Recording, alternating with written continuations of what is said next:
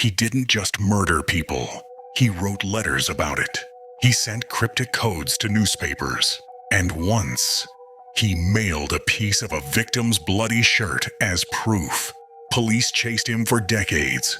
Suspects were named, theories exploded, but the killer, known as the Zodiac, was never caught. And this isn't a movie. This actually happened. It was the late 1960s, Northern California. The summer of love. San Francisco was filled with peace signs, music, and rebellion. Young couples parked in quiet lovers' lanes, believing the world was changing for the better. But beneath that optimism, something dark was watching. December 20th, 1968, Lake Herman Road, near Vallejo. 17-year-old David Faraday and 16-year-old Betty Lou Jensen were on their first date. A car pulled up behind them. Moments later, gunshots shattered the silence. David was shot at close range. Betty Lou tried to run. She was shot 5 times in the back. No robbery, no witnesses, no explanation, just 2 teenagers left dead in the dark. Police believed it was an isolated crime. They were wrong. July 4th, 1969, Independence Day. Fireworks echoed across Vallejo as Darlene Ferrin, 22, and Michael Mageau, 19, sat parked in a remote area. A man approached their car, holding a flashlight. Then he opened fire. Darlene was killed. Michael survived. Barely. Minutes later, police received a phone call. A calm male voice said, "I want to report a murder. I also killed those kids last year." Then he hung up. At that moment, police realized something terrifying. They weren't hunting a killer. The killer was playing with them. Weeks later, newspapers across Northern California received letters. The writer claimed responsibility for the murders. Inside were strange symbols, coded messages, and threats. One letter warned, "If you don't print this cipher, I will go on a killing spree."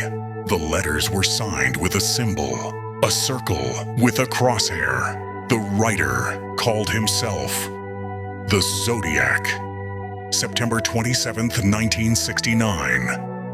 Lake Berryessa. College students Brian Hartnell and Cecilia Shepard were relaxing by the water. A man approached them. He wasn't dressed normally. He wore a black executioner-style hood with the Zodiac symbol on his chest. He calmly tied them up, then stabbed them repeatedly. Before leaving, he walked to their car and wrote on the door dates of previous attacks, his symbol, and 2 chilling words. By knife, Brian survived.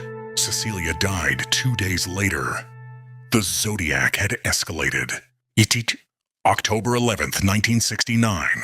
San Francisco Pon Presidio Heights. This time, no lover's lane.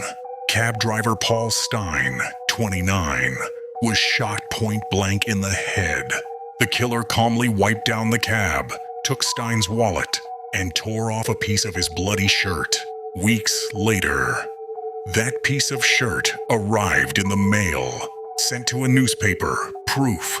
The Zodiac wanted the world to know he could kill anywhere. The letters continued. One cipher was cracked. Its message shocked the public. "I like killing people because it is so much fun." The Zodiac claimed he was collecting slaves for the afterlife. He bragged about killing 37 people. Police could only confirm 5 deaths and 2 survivors. Another cipher, the famous 340 cipher, remained unsolved for 51 years. When it was finally cracked in 2020, there was still no name, no identity, only madness. The main suspect for decades was Arthur Leigh Allen. He lived nearby, matched descriptions, owned a Zodiac symbol watch. His home was searched multiple times, but there was never enough evidence. He died in 1992, never charged, never convicted. Other suspects surfaced over the years, all fell apart. As of today, the Zodiac Killer remains officially unidentified. Was it really one man, or were there copycats? Why did the killings suddenly stop? Did the Zodiac die, or simply lose interest?